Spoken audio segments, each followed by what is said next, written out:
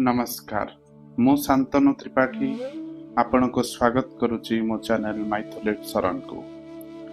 आज आम शुणा श्री फतुरानंद द्वारा लिखित एक क्षुद्र व्यंगात्मक गल्प नारी नाग नाराच और नुआ साइकल। हठात दरकार पड़िबारु लक्ष्मण गोटाए साइकल खोजिला हेले केउठु मिलिला नाही। शेषरे बड़ भाई राम को साइकल मागिला। बड़ भाईर साइकल विषय आगुरु ताकू किछि जणा थिला, सेति लागि से मागु नथिला। निहाती बाध्य Hellaro cycle T मागिला। Ram cycle देई आगुरु टिके सतर्क करिदेला, साइकल ने किंतु टिके होशियार होई चढ़िबो, बेसी जोर रे चढ़िबो नाही। केई साइकल देबनी, बड़ भाई जहा देले देइछि। हाँ हाँ मारी देई बड़ होशियार सहित साइकल उपरे बसिला और धीरे धीरे घर अदृश्य हेबा जाई साइकल चलाइला। साइकल ले बेल नथिला, तेणु से धीरे धीरे चलाउथिला।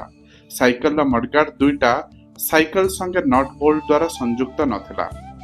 राम से दुईटी को खंडिए खंडिए तार द्वारा फ्रेम सहित संयुक्त करी रखिथिला। संजोगटा हुगुला थिबारु दुई मडगार्ड साइकल चलला बेले धड़ड़ धड़ड़ झंझणा झण इत्यादि शब्द करी बेल रो गोसेई व्यापार काम करुथिला। प्राय 20 हाथ दूररू बाटोई माने सतर्क होई बाट छाड़ी देउथिले। साइकल सेमानंको अतिक्रम करिबा परे पछाडू मंतव्य देउथिले, एटा साइकल ना आउ किछि कि कांगालियाटा, साइकलटा को टिके हेले सजाडू नाही, तार साइकलटा अछि बोले जणाइबारे लागिछि। लक्ष्मण देखिला बेल न थाउ किछि परवाह नाही। मडगार्ड दुईटा तो बेस बेल रो काम देउछि, टिके जोर रे चळैले क्षति कोन। से गोड़ को अधिक बेगरे चलाइला। बाम पाख क्रांकर कटर पिनटा घोरी होई हुकुला होई जाइथिबारु से पाख क्रांकटा ढकढक होई पडुथिला और ता संगे बां गोड़ उपरे चपट पकाउथिला। आस्ते आस्ते चलाउथिबा बेले चपटटा अल्प अल्प हेउथिला। जोर रे चलाइबारु चपट बेसी पडिला। बां गोड़टा एक प्रकार क्लांत होई पडिला। क्लांति प्रति बेखातिर करी से किंतु आगाइला। हठात जने अणहुशियार बाटोई साइकल आगरे पड़ीगला। लक्ष्मण ब्रेक दुईटा को खच करी चिपिदेला। ब्रेक दुईटा किंतु अमानिया छात्र परी कथा मानिले नाही। बाटोई देहरे ढो करी साइकलटा बाड़ेई होईगला।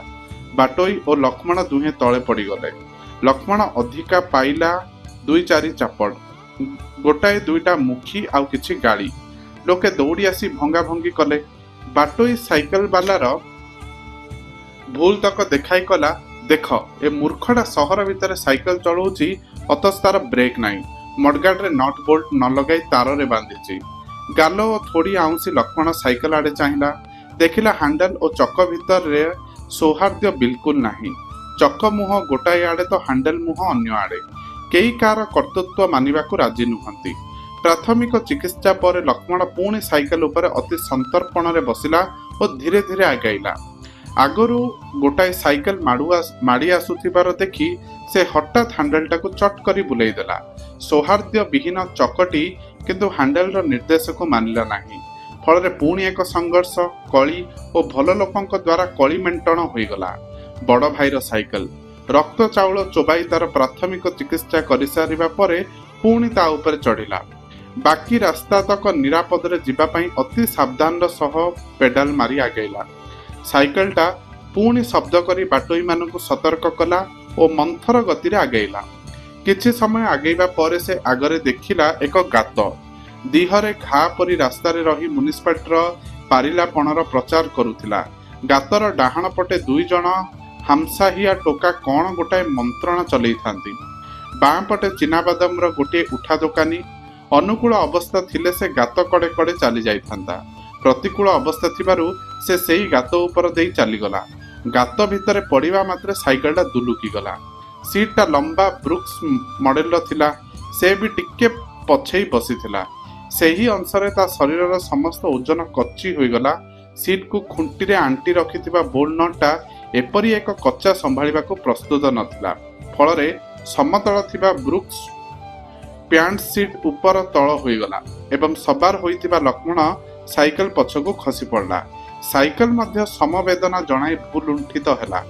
हामसाया टोका माने हो होई हसी उठिले आ तिक्त मंतव्य देले, अरे साइकल अख्तियार करी आसुनी तो चढ़ुचु कहीं।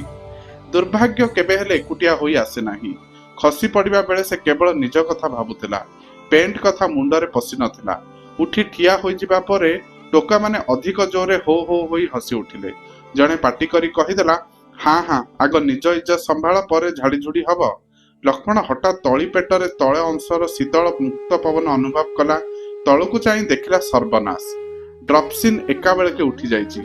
ସିଟ୍ ପଛଆଡ଼େ ଗୋଟାଏ କଣ୍ଟା ଅତି ସାହସର ସହିତ ମୁଣ୍ଡ ଟେକି ରହିଥିଲା। ସେ ଖସି ପଡ଼ିଲା ବେଳେ ପେଣ୍ଟର ତଳ ଅଂଶ ତା ମୁଣ୍ଡରେ ଅଟକି ଗଲା। କଣ୍ଟା କହିଲା ମୁଁ ଛାଡ଼ିବି ନାହିଁ, ଶରୀର କହିଲା ମୁଁ ଛାଡ଼ିବି ନାହିଁ। ଫଳରେ ପେଣ୍ଟର ତଳ ଅଂଶ ଫରଫର ହୋଇ ଚିରିଗଲା ଏବଂ ଡ୍ରପସିନି ପରେ ଉପରକୁ ଉଠିଗଲା। ଲକ୍ଷ୍ମଣ ଦେଖିଲା ପ୍ରକୃତରେ ତା ଇଜ୍ଜତଟା ପଦାକୁ ବାହାରି ପଡ଼ିଛି। ଏତେ ଦିନ ଯାଇ ସେ ଲୁଗା ଓ ପ୍ୟାଣ୍ଟର ପାର୍ଥକ୍ୟ ବୁଝିପାରିଲା। ଲୁଗା ହୋଇଥିଲେ ଭଲ ଅଂଶଟାକୁ ଇଜ୍ଜତ ପାଖକୁ ନେଇ ଆସି ଲୁଗାପଟା ବାଗେଇ ପିନ୍ଧି ଦେଇଥାନ୍ତା, କିନ୍ତୁ ପ୍ୟାଣ୍ଟରେ ସେ ସୁବିଧା ମିଳିବ କୁଆଡ଼ୁ? ସେ ଯଦି ଲୁଗା ପିନ୍ଧିଥାନ୍ତା ତେବେ ତାକୁ ଏ ଦୁର୍ଦ୍ଦଶା ଭୋଗିବାକୁ ପଡ଼ିନଥାନ୍ତା। ବଜାରୀ ଟୋକାଙ୍କ ଟିଟିକାରୀ ତାକୁ ଯେତେ ବାଧିନଥିଲା, ଜଣେ ବେଲିଆ ଭଦ୍ରଲୋକଙ୍କ ସହାନୁଭୂତି ତାଠୁ ବେଶୀ ବାଧିଲା। ଭଦ୍ରଲୋକ ଜଣକ ବଜାରୀ ଟୋକାଙ୍କୁ ଆକଟ କରି କହିଲେ, ଓଃ, ହସିବାର କାରଣ କ'ଣ? ଗୋଟାଏ କିଛି ନୂଆ ଜିନିଷ ଦେଖି ପକାଇଲ? ତମଠି କ'ଣ ସେ ଜିନିଷଟା ନାହିଁ? ଦ୍ରୌପଦୀଙ୍କ ଅସମୟରେ ଶ୍ରୀକୃଷ୍ଣ କୋଟିଏ ଶାଢ଼ୀ ଦେଇ ସାହାଯ୍ୟ କରିଥିଲେ। ତାଙ୍କର ଏ ସମୟ ବେଳେ ତୁମ ଭିତରୁ କେହି ଗୋଟେ ଛୁଞ୍ଚି ସୂତା ବା ସେଫ୍ଟି ପିନ୍ ଯୋଗାଇ ଦେଇ ପାରୁନ? ଓଲଟି ହସୁଛ? କହି ନିଜେ ହସି ପକାଇଲେ। ବଜାରୀ ଟୋକାଙ୍କ ଭିତରୁ ଜଣେ ଦୌଡ଼ି ଯାଇ ଗୋଟାଏ ସେଫ୍ଟି ପିନ୍ ନେଇ ଆସିଲା। ସେଫ୍ଟି ପିନ୍ ସାହାଯ୍ୟରେ ବିଚାରା ଦୁଇ ପାଖ ଏକତ୍ର କରି ଅଧା ଅଧି ଲଜ୍ଜା ନିବାରଣ କଲା। ବାକି ଅଂଶତକ ହାତ ପାପୁଲିରେ ଘୋଡ଼େଇ ଓ ତଳମୁହାଁ ହୋଇ ସେ ସେହି ସ୍ଥାନରୁ ଘରକୁ ଫେରିଲା। ସାଇକେଲଟାକୁ ଘରେ କଚି ଦେଇ ପ୍ୟାଣ୍ଟ ପାଲଟି ପକାଇଲା। ବିକଳ ଅବସ୍ଥାରେ ପଡ଼ି ସେ ଏତେ ବିବ୍ରତ ହୋଇପଡ଼ିଲା ଯେ ବଡ଼ ଭାଇକୁ କଡ଼ା କଡ଼ା ଭାଷାରେ କହିଦେଲା, ଏମିତିଆ ସାଇକେଲଟା ରଖିଛ କାହିଁକି? କାହାକୁ ଦାନ କରିଦଉନ? ୟା ଯୋଗୁଁ ମଣିଷର ଇଜ୍ଜତ ମହତ ଗଲା। ଆରେ, ଏ ସାଇକେଲକୁ ଚୋର ବି ନେଲା ନାହିଁ, ଆଉ ଦାନ ଦେବି କାହାକୁ? କିଏ ତାକୁ ଛୁଇଁବ? ଦିନେ ଭୁଲରେ କେଦାରେଶ୍ୱର ଦେଉଳ ପାଖରେ ସାଇକେଲଟା ଥୋଇ ଚାଲି ଚାଲି ଘରକୁ ଚାଲି ଆସିଲି। ଏଣେ ଘରେ ସାଇକେଲ ଖୋଜୁଛି। ତହିଁ ଆର ଦିନ ମନ କଷ୍ଟରେ ଚାଲି ଚାଲି ଯାଉଥିବାର ଦେଉଳ ପାଖରେ ତାକୁ ଦେଖିଲି। ସବୁ ଚୋର ଯାକ କେଦାରେଶ୍ୱରରେ ବାଛି ବାଛି ସେ ସାଇକେଲକୁ କେହି ଛୁଇଁଲେ ନାହିଁ। ତାକୁ ଆଉ ନେବ କିଏ?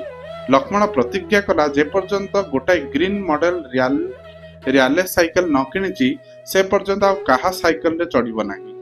ଏ ପ୍ରତିଜ୍ଞା ଶୁଣି ରାମ କହିଲା, ହଇରେ, କାହା ଉପରେ ରାଗ କରୁଛୁ? ଚାଲି ନ ଜାଣି ବାଟର ଦୋଷ ଦଉଛୁ?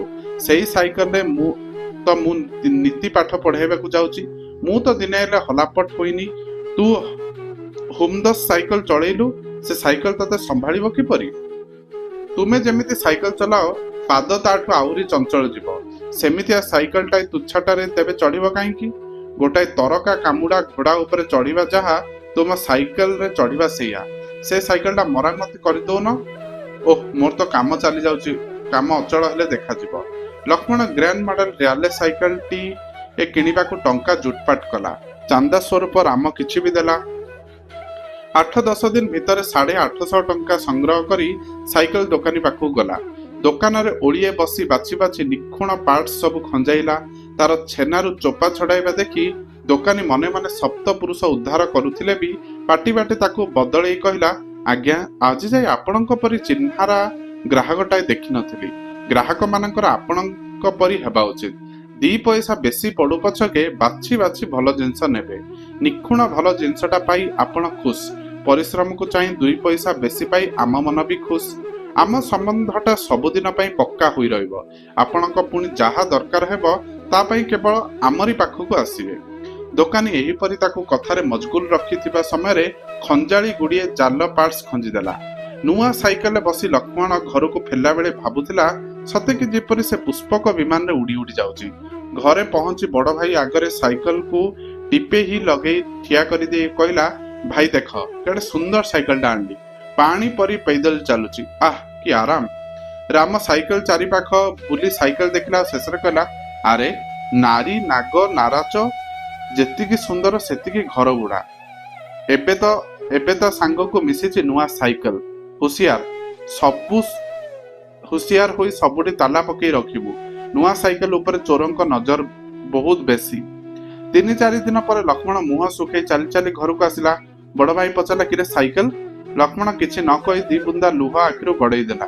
କିଛି ସମୟ ପରେ କୋହ ଚାପି କହିଲା, ତାଲା ପକେଇ ମୁଁ ଗୋଟାଏ ଦୋକାନ ଉପରକୁ ଉଠିଲି। 10 ମିନିଟ୍ ପରେ ଫେରି ଦେଖେ ତ ସାଇକେଲ ନାହିଁ।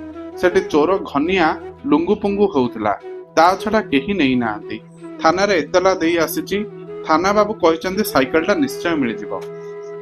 ବଡ଼ ଭାଇ ଭୟଭୀତ ହୋଇଯାଇ କହିଲେ, ହେ ଭଗବାନ ରକ୍ଷା କର, ସାଇକେଲଟି ନ ମିଳୁ। ବାଘର ମାରିବା ଠାରୁ ଘୋଷରା ଭାରି ବାଧେ। ତୁ ପିଲା ଲୋକ ଜାଣିନୁ, ଦୁର୍ଭାଗ୍ୟକୁ ସାଇକେଲ ମିଳିଗଲେ କି ଯନ୍ତ୍ରଣା ଭୋଗିବାକୁ ହୁଏ। ଯାଇଛୁ ଯାଉ, ଆଉ ନ ମିଳୁ। ଲକ୍ଷ୍ମଣ ରାମ ଉପରେ ପ୍ରଚଣ୍ଡ ରାଗିଯାଇ କହିଲା, ମୁଁ ଜାଣେ ତୁମେ ମଙ୍ଗଳ ଚାହନା, ମୋର କଟା ଘାରେ ଚୂନା ଲଗାଉଛ। ବହୁ ବୁଝାଇବା ସତ୍ତ୍ୱେ ଲକ୍ଷ୍ମଣ ପ୍ରକୃତିସ୍ଥ ନ ହୋଇ ଗୋଟେ ସାଙ୍ଗ ଘରେ ଯାଇ ରହିଲା। ସାଇକେଲଟି ମିଳିଗଲା, କିନ୍ତୁ ପୋଲିସ ତାକୁ ସେଇଟା ନ ଦେଇ ମାଲଖାନାରେ ରଖିଲା। ଦିଅଁ ଦର୍ଶନ କଲା ପରି ମଝିରେ ମଝିରେ ସେ ସାଇକେଲଟାକୁ ଦେଖି ଆସୁଥାଏ। ଦିନେ ଦେଖିଲା ତା ସାଇକେଲ ତଳେ ପଡ଼ିଛି, ଆଉ 3ଟା ଧତଡ଼ା ସାଇକେଲ ତା ଉପରେ ପଡ଼ିଛନ୍ତି। ସିପେଇଙ୍କୁ ଟଙ୍କାଟିଏ ଦେଇ ସାଇକେଲକୁ ଉଠେଇ ଏକ ଫାଙ୍କା ସ୍ଥାନରେ ରଖିଲା। ଆଉ ଦିନେ ଯାଇ ଦେଖିଲା ଗିୟର କେସ୍ ଓ ବେଲ୍ ନାହିଁ। ଆଉ କେତେ ଦିନ ପରେ ଦେଖିଲା ବେଳକୁ ସିଟ୍, ଟାୟାର, ଟ୍ୟୁବ୍ ସବୁ ଫ୍ରେମ୍କୁ ଛାଡ଼ି କୁଆଡ଼େ ପଳେଇ ଗଲେଣି। ଫେରାଦ ହେବା ଫଳରେ ଦାରୋଗାଙ୍କ ଠାରୁ କିଛି ଖରାପ ଗାଳି ଶୁଣିଲା। ତାକୁ ଜଣା ଯାଉଥାଏ ଯେପରି ତା ଦେହରୁ କିଏ ଚମଡ଼ା ଛେଲି ନେଉଛି। କ୍ରମେ ସାଇକେଲଟି ଗୋଡ଼ ହାତ ଛିଣ୍ଡା ହୋଇ ଜଗନ୍ନାଥ ଅବତାର ପାଲଟିଗଲା। ତାପରେ ଲାଗିଲା କୋର୍ଟ ପାଲା। ସାମାନ୍ୟ ଚୋରି କେସ୍ ହୋଇଥିଲେ ବି ପ୍ରାୟ 150 ଯାଏ ତାରିଖ ଗଡ଼ିଲା। ତାପରେ ଆରମ୍ଭ ହେଲା ଚୋର ଓକିଲର ମାଡ଼। ସେ ଏମିତିଆ ଭଣ୍ଡସଣ୍ଡ ପ୍ରଶ୍ନମାନ ପଚାରିବା ଲାଗିଲେ ଯେ ତାର ବିଷ ଖାଇ ଆତ୍ମହତ୍ୟା କରିବାକୁ ଇଚ୍ଛା ହେଲା। କେସ୍ ସରିଲା ବେଳକୁ ତାର ରିକ୍ସା ଖର୍ଚ୍ଚରେ ପ୍ରାୟ 600 ଟଙ୍କା ଖର୍ଚ୍ଚ ହୋଇସାରିଥିଲା। ଚୋରର 3 ମାସ ପାଇଁ ମାତୁଳାୟଲର ଅନ୍ନସଂସ୍ଥାନର ବ୍ୟବସ୍ଥା ହେଲା। ଲକ୍ଷ୍ମଣକୁ କେବଳ ସାଇକେଲ ଫ୍ରେମ୍ଟି ମିଳିଲା। ସେ ବଡ଼ ଭାଇର ଗୋଡ଼ ତଳେ ପଡ଼ି କହିଲା, ଭାଇ, ତୁମେ ଠିକ୍ କହିଥିଲ।